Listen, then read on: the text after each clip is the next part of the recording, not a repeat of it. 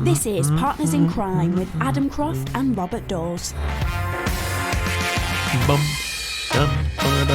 Hello, happy Friday. Welcome to episode 117, I'm told, of Partners in Crime. How lovely. Yes, we're inside. We are socially distanced in the studio. We decided not to set up the outdoor studio today, but to stay our requisite 2 meters apart, which it might not look like on the video, but which I assure you we measured. Well, the truth is you couldn't be asked to set it up in the garden. There is that. And it actually it was a good idea, really, because it's gone a little bit cloudy now.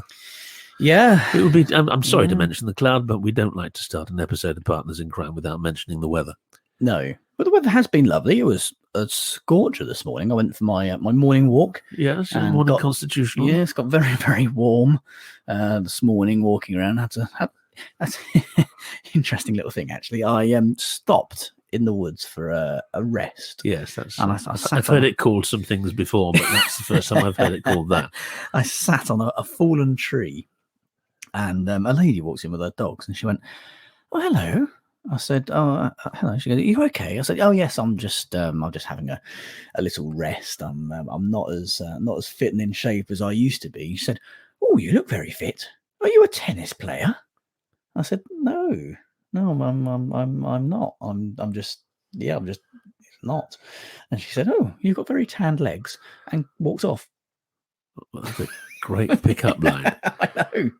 She was 92, I presume. So that's well, there you are. That's Adam Croft nearly pulling in the wood, and so I was just sitting. Yes. Well, okay. Well, fair enough. Well, there we are. That's. I'm sure you feel a fitter, healthier, and a better person. Yeah. For your stroll around Amt Hill Park this morning. I'm much perked up for being told that I look like a tennis player. Yeah, well, yes. Agassi, I can see. I can see you do look a bit Agassi-ish. Yeah, Martina rattle over. Yeah. That's more my style. So, lovely. Well, how have you been this week, apart from your newfound exercise? Lovely, yeah. We had a week routine off, didn't we? Which it was very jolly. We had a few days away care of our my sister-in-law and brother-in-law. We went down to Port Isaac. Lovely. The home of, it's a beautiful, beautiful spot, anyone who's been there. But most people across the world will know it as Port Wen, which is, of course, the setting for Doc Martin, which announced this week that it is ceasing production. Oh. It started in 2004, and Martin has just said... that's a bit drastic. You only had a week there. Yeah. And he said they've gone as far as they can possibly go, and they want to finish on top after 10 series. And they've been very clever about it, because they've always taken a year off. I think that's something to do with the fact that Martin has lots of other projects to get on with, his documentaries and various other things, and other drama projects. But it gives... has always given them an extra year to prepare scripts and make it ready. But it's a favourite in our household, and I know millions of people throughout the world thoroughly enjoy it. So it's bound to be much missed, but you can catch it on various other of repeat stations throughout the world. But there we are. So that's where I was, and it was very, very pleasant. Well, I'm sure it will be on BritBox. Yes. Pretty sure it will be on BritBox. It will be on BritBox. But it's beautiful down there. Do you know Cornwall very well? Not very well. I mean, I've been a few times. I wouldn't say I know it very well, but yeah, it's a lovely part of the world. It was the first place I went on holiday. In actual fact, Port Isaac. I've got two pictures that my father painted in 1967 of the bay and part of the town, which I've got on my wall now, and it hasn't changed that much at all. The old fish market and it has changed as regards numbers of people who go there, because obviously people flock to it. And it's not just because it's a television set, as people of Port Isaac are very quick to point out. It's because it's a beautiful spot in its own right and has been. It's a busy place. So and I think that's year round now. So anyway, go down to Cornwall. You always enjoy it. I spent a lot of time down there over the years. Really, I mean, sort of doing poledarking and turning up in an episode of Doc Martin and various other things. So it's a very pleasant spot to spend a few days, which we did. Went out and sea. We went out on one of those ripped, high speed boats, which of course my lower back was dreading. But I can imagine you on one of those. It must have been like the is it like the Only Fools and Horses, Miami Twice, where it goes out on the on the jet ski on the speedboat and it just locks and he keeps flying out. It's more like the backseat of the coach on the way in the episode on Only Fools and Horses where they went to Margate. Yes, there is photographic evidence of my stricken face as I attempt to get on board and we take on. But it was absolutely fantastic. Jeremy, who took us out, one of the famous original singers in Fisherman's Friend, which they all come from. There's a film of it now, but the singing group that was homegrown from Port Isaac. He took us out. Absolutely brilliant. He has a boat called Boaty, and and it's a meme machine. It really is. I mean, it's fascinating. And off we went. We were out for about an hour and a half, and he gave us a guided tour of the coast, a perspective I've never seen before, and lovely, absolutely beautiful. So there we are. That was my last week. Sounds good. I mean, I'm sure it's got nothing on the Rutland Bell, but absolutely. I mean, I'm sure. The Rutland Bell's marvelous, isn't it? Yeah, I wouldn't call it a high speed boat by any stretch of the imagination. No. But it's lots of fun all the same. I have been having some time off. Tenuous link to Rutland there, obviously with the second book coming out later this month. Yep. I've been 25th, is it not? No. 29th. I said, is it not? Yes, it's not. It's not the 25th. It's the 29th. It's on the 29th. No, misinformation. And I worked out what with lockdown and everything. I haven't actually had a day off since about Christmas, so I figured I'd have a little bit of time. And I've been reading, amongst other things, this, which is a very good book. It's Watching from the Dark by Gytha Lodge, which is out. I've got to work out what day I've got to pretend it is now. It's Friday the 11th, isn't it? In Partners in Crime land. So it comes out next Thursday. Watching from the Dark by Gytha Lodge, which is a wonderful book. We're actually going to have Gytha on the show. Hopefully next week. Hopefully next week. We're trying to get schedules working together. I'll read the back of the book because that's what we do. Aidan Poole is video calling his girlfriend Zoe when he realizes there's someone in her flat. Horrified, he can only listen to the sounds of a violent attack. So why does he hesitate to phone the police? When Zoe's body is found and DCI Jonah Sheens investigates, he learns of a generous or warm-hearted young artist whose needy friends each have something to hide. To catch Zoe's killer, DCI Sheens must untangle a whole web of secrets, and it's not long before he realises the biggest of all might be Zoe's. Val McDermid has said it literally makes you hold your breath, then gasp out loud. Nikki French called it a deep, dark, terrific thriller. Gillian McAllister. Yes. We like Gillian, don't we? We do. I really loved it. Chris Hammer said perfectly executed. And the Daily Express said, we'll keep readers gripped. So, yes, it sounds very good too. Listen to this. That's got a couple of distinctive notes in it. How does it sound? Yeah, it's very nice indeed. I'm just actually sitting here holding my breath just before I gasp out loud. with Val's, obviously, it's not that easy to do. Let's have a go. Oh, there we are. And there's the episode teaser. There we are. Ready for social media. Yeah, that doesn't sound so great, I suppose. That'll be the one. Well, never mind. So, well, actually, that's out next Thursday. Next Thursday, and we may be talking to Gytha next week. Yes. Yeah, is it Gytha? Gytha? Gytha. You say Gytha, I say Gytha. Oh, we'll ask her. She probably says something completely different. Anyway. We'll ask her. We know who she is and we know the name of her book.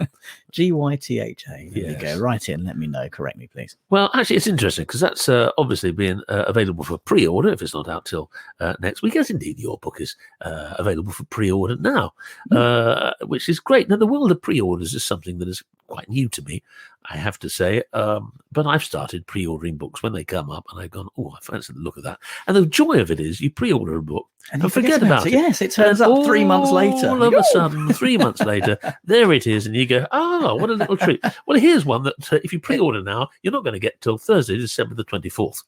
Which is perfect. I always say a pre-order is a present to your future self. Yes, what a nice idea. That's what I always say. That's the first time I've said it in my life. But no, well, and it won't be the last, I predict, because no. I think you've hit on something there, and no self-interest involved in that statement whatsoever. Anyway, I am about to recommend a book by Iain Ryan.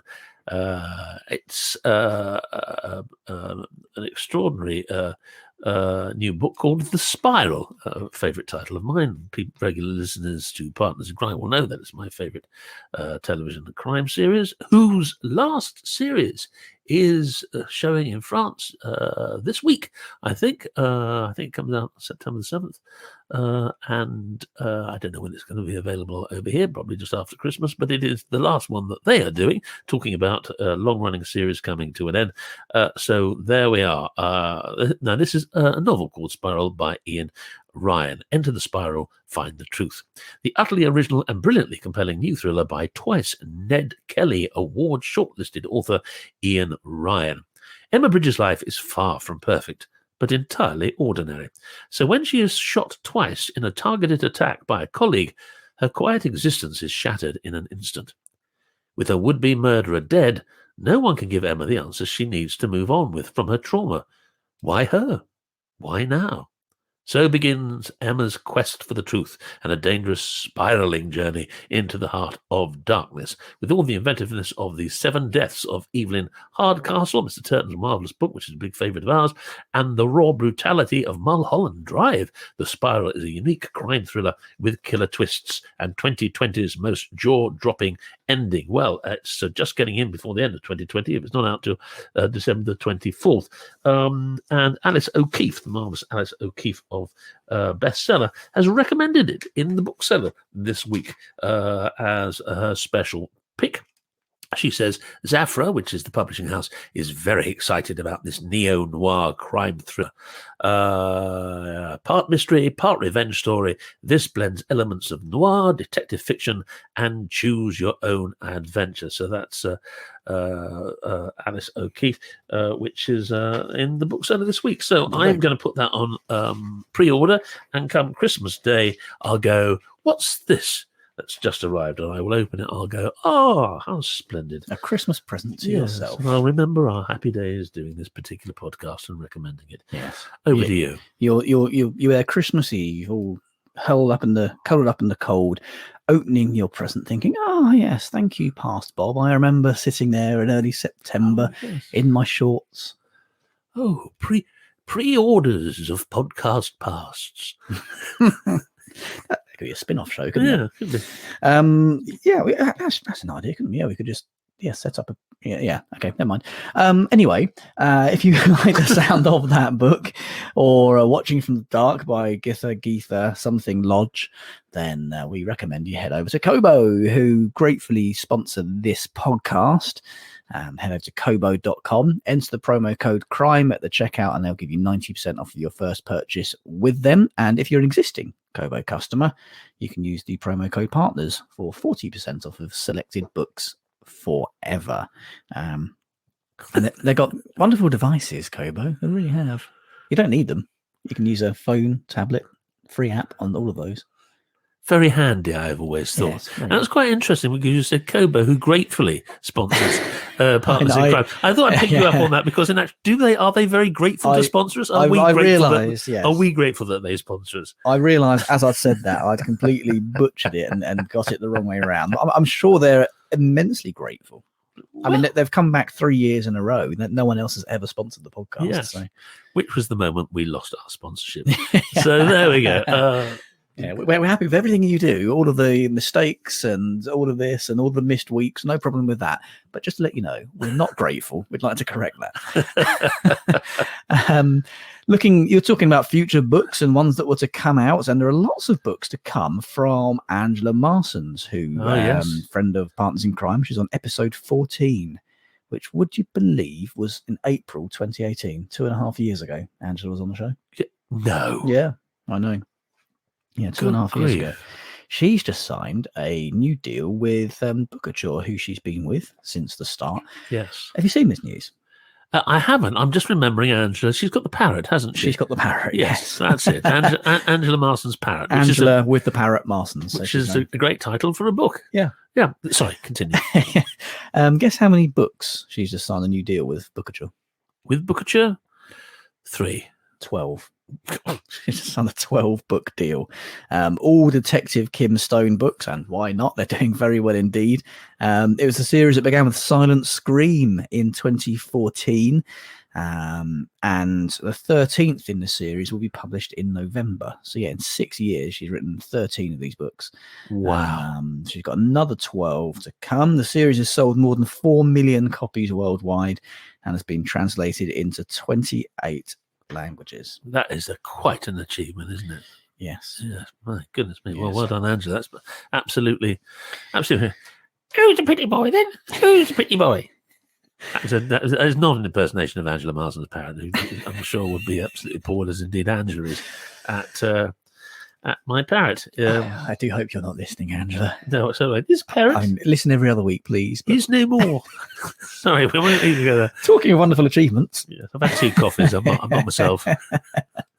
Talking of wonderful achievements, we mentioned in previous weeks, last week we had Super Thursday, in which I think 600 new titles. Was that last week? I thought it was October the 1st. No, last Thursday. Was it 3rd of September, I think it was. There, 600 new hardback titles were released on that day, and we were talking about, who was going to hit number 1. I was right. I predicted it. I called it. It was Richard Osman. I thought you were going to say Jamie Oliver. No, I think he was on the list. Let me try and find the list here. No, here's number 4. Yeah, Thursday Murder Club by Richard Osman was number 1.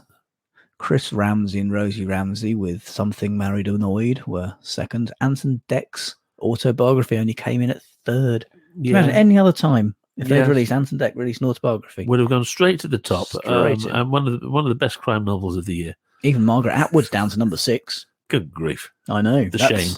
That's what an absolute bloodbath this week has been. 600 times. I mean, that is quite extraordinary, really. Yeah. I mean, I know people have put it back over the lockdown period for various reasons, but there's a very interesting article in the bookseller this week by Joanna Harris, who's actually just saying, look, what do you do? She's got 2 books coming out, and she knew that months ago, and of course you're faced with lockdown, which all these authors are faced with. And there was a time, she quite rightly points out, where authors could be reclusive and sit back and in the full knowledge that their publishing house was doing amazing things to promote and sell their books. No longer. We've discussed this many of the times and oft on the podcast. She's saying that her life is more and more proactive, and it is a cry that an awful lot of writers say. They say the time for writing is shrinking, and the time for promoting and getting out there is increasing. And also, she makes a very valuable point that social media, and authors on Twitter and Facebook, like we are, and Instagram. I don't know whether I'd be on any of these things if it wasn't for the fact that I was sort of writing books and an actor. But you're encouraged, certainly both those professions call upon you to actually do it. But there is a limit to how much one's so personal social media contacts will actually put up with, you actually flogging another book and all the rest of it. So she quite rightly points out that authors are more and more proactive in actually trying to get out there, meet their readers. Festivals have played a big part in this over the years, but of course that's been wiped out this year on the whole, apart from the occasional festival that's managed to get a Zoom sort of record of the event going, some very successful successfully. So, yeah, with 600 people, she says, what do you do? Because the chances are you may well be annihilated in the rush. It's like one of those great old, you remember the old black and white film, what's it called, State of the Nation or something like that, about set in the Wild West, and there's this wonderful scene where the stakeholders have got all their wagons lined up and they make a mad rush for the land, to claim stake their claim, and it's a little bit like that. So it's quite an interesting week. It is, yeah. I'm glad not to be a part of it. No, keep well clear of that. There's an article in the New Statesman actually before the charts were announced. He's approaching his 50th birthday in November, apparently, Richard. It says here he's pursuing the biggest prize in publishing, a #1 bestseller, which he achieved days later. The novel was apparently subject to a record-breaking 10-way, 7-figure bidding war, and the film rights have been acquired by Steven Spielberg. Yes. I'm sure never I've heard of him. He used to direct Carry On films. I think I didn't realise he was still around, but that's a big thing. Yeah, absolutely. Yeah, yes, I think he was Carry On Cleopatra. I'm sure that was a Spielberg. Gotcha. The Thursday Murder Club, it says here in a New Statesman, ostensibly offers readers a cosy crime novel centered on 4 geriatric protagonists in an upmarket residential home. Very, very clever conceit, that, isn't it? Because you can actually see it not only as the successful book that it is, but you can actually see it as a television series, and you can see the American version set in Florida. It's sort of Golden Girls, isn't it? But with a few daggers in the back. Yeah. Although there may, according to Richard Osman, be some space on TV, because he reckons that in 10 years' time, TV quiz shows will be gone. He's a very keen, he's a very keen follower of stats and data, and following figures and things like that. But he's also a major executive for Endemol, which actually, and he long before Pointless came along, and his own shows, he was developing quiz shows and whatever. So there's probably no one better placed to actually predict the future of that particular genre. And he is a keen statistician, and he says the data shows that in 10 years' time, TV quiz shows will be gone. So does it give an explanation for that? No, just that the figures generally seem to be going down. The demand is not there, and based on the numbers he's following, that's where it will end up. So people aren't watching The Chase or Pointless? Or... They are, but not to the extent where in 10 years' time that market will exist, he reckons. So it's sort of, in a way, might have gone the same way as a lot of comedy's gone. Comedy is less and less, and comedy's gone. I mean, there are very few situation comedies that are made anymore. They've very much gone out of fashion. And been replaced to some degree by panel shows, which, of course, are considerably cheaper to make. And people will go on them for just a basic fee because, of course, they're an area of self-promotion. So that's great for broadcasters as well. So, scripted material is quiz shows aren't scripted; they're just prepared for. But I'm trying to get my head around why that would be. So, what are people going to be doing? Reading crime novels instead, or are they just not going to be watching? Hopefully, there'll be some space on a telly, and they can, perhaps buy some of my series maybe and put them on there. That'd be. Well, is it because people like to watch these things live? And maybe the point that he's making, I can hear him saying, "No, you're talking rubbish," is that they probably don't have a shelf life so much. That times move on. I mean, you can't really get what was the big quiz shows? What's the Noel Edmonds one that you did for years? Deal or No Deal. Deal or No Deal. You don't see repeats of that coming up on sort of repeat satellite. Can you still call them satellite? Is it very old-fashioned? On cable. On cable. You don't see that sort of thing coming up very often. Dramas survive very well. Ancient comedies survive very well. Films survive very well. But maybe that's his reaning. If not, and anyone knows the answer, and if Richard happens to be listening, which I can guarantee he's not, I'd love to know the answer to that. Well, I think he was saying that light entertainment is being done very well online, and that TV, where online can't win, is documentaries and factual stuff and news and those sorts of things. So TV itself will probably become more serious, Yes. and online will become more playful. Well, yes, that's where levity lives. Well, that's interesting. Very, very interesting. But they'll still keep on making crime thrillers, I dare say, because they are very, very, very popular. I mean, they seem to last for forever. I mean, you can watch a 30-year-old episode of Inspector Morse quite happly, can't you? In a way that you probably aren't watching repeats of the 1960s Take Your Pick. No. Or The Golden Shot. So there we are. Okay, fine. Or indeed, Sale of the Century. Indeed. Yes, live from Norwich. It's another sign of the changing times, and certainly for the best. There's an article in the Chicago Tribune this week. Tracy Clark, the author of the Cass Raines mystery series, said that when she started out, publishers limited the number of writers of color in the industry. In fact, she had one publisher say to her, "We already have a black writer." Yeah, let that sink in. Dear God. She said, "We've always been there, but there were these old guards only letting one or two of us in at a time." And when writer Kelly Garrett signed a contract for her first crime novel in 2016, fellow black crime author Rachel Housel Hall reached out to her.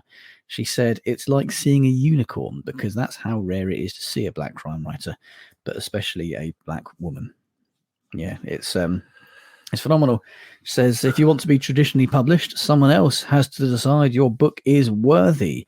And that's the thing, isn't it? When the gatekeepers are in there and they think, they might not be thinking themselves that they're adverse to black writers, but if they think the audience won't be, and of course they've got no other reason to think that other than the fact that there haven't been many, and it's a catch-22 situation. It's a self-fulfilling prophecy. Yes. But thankfully things do seem to be changing on that front. Not fast enough, but that really caught my eye this week. That's I mean, well, left a silence in the studio. That remark, didn't it? I mean, well, as you say, the times they are changing, but nowhere near quick enough. And so wow. I don't know what to say about that. I mean, in a minute, I'm going to be getting back to American politics, and so let's not go down there this week. Well, but, so anyway, moving swiftly on. I've got a sort of semi segue. You mentioned Sale of the Century. Yes. The Noirwich Crime Writing Festival. The Noirwich, yes. From Norwich, yes. Which opens yesterday, September the 10th, and runs to the 13th online. Because of COVID-19, of course, talks and workshops are taking place online. The events are free to view on YouTube, although it's advised to reserve a spot in advance. Not sure they really get how YouTube works, but donations are welcome to help ensure that the event can continue in future. So go to noirwich.co.uk to find out more, they say. This year's Noirwich lecture is given by US author and screenwriter Attica Locke, who will be exploring the ways crime writing can challenge the distribution of power and authority. Sophie Hannah will be discussing her love of Poirot. Great. One for you, Bob. Olivier Norek, an award-winning French novelist and writer on the hit series Spirale. That's what I like to hear. Shown on BBC 4. His first novel in translation, The Lost and the Damned, is a suspenseful police procedural which draws on his own experience as a police officer and will be published in November. So I'm sure you'll be looking forward to that. Yes, I will be looking forward to that. And getting a mention on Partners in Crime for, I think, the 713th episode in a row, Owen Cam Braithwaite, whose Blackley comic thriller My Sister the Serial Killer was a huge hit with critics and readers alike when it was published last year. It was named British Book Awards Crime Novel of the Year this year. It was shortlisted for the Women's Prize for Fiction and Booker Prize last year, so she'll be appearing at Noirwich as well. That's a great lineup. Yeah, of course, yeah. There's a question about noir, because of course lots of crime festivals are called noir. We did Tartan Noir and there are lots of noir. Are they the same company that does them in every city, or is it? No idea. Does I don't everyone think so. grab the noirishness of it all and noir away? I think that's probably the latter, yeah. Yeah, okay. I just wonder whether you knew. No, so anyway, well, where are we doing for time, by the way? it depends how long you're going to be. You're gonna waffle on for Yeah, the next 15 minutes, or yeah, if you can yeah, condense it down to one. We've got 1 minute left. Well, I mean, we But, are masters of our own destiny, I but I like to suppose keep so. it around the 30-minute mark. Yeah, you did. But the thing is, I'm trying to figure out how much waffle this is going to take. And We have got Partners in Crime, Arsenic and Old Lace, don't forget. Yes, we So have. Our spillover car park. I of estimate that this podcasting. is probably a 2-minute waffle, which I don't think is going to actually fit into your particular paradigm. So I'm going to sit here without a waffle in utter silence while you end the episode. I was going to say you got 30 seconds now, so that's not going about it brilliantly. But if you enjoy Partners in Crime, if you want to get access to Partners in Crime, Arsenic and Old Lace, and if you want to watch Partners in Crime, because we do film every episode, believe it or not, you can see Bob's shorts, amongst other things, then you need to be a Patreon supporter of ours. So head over to patreon.com/Partners in Crime podcast, I think. The link will be in the show notes anyway. I don't know. I've obviously not signed up for my own Patreon, so I'm not entirely sure what the link is. But do check out the link in the show notes. And please do help support us, keep us on the air, and get lots of extra fun things too. I'm still not saying anything. Nothing at all? Sure? All right then.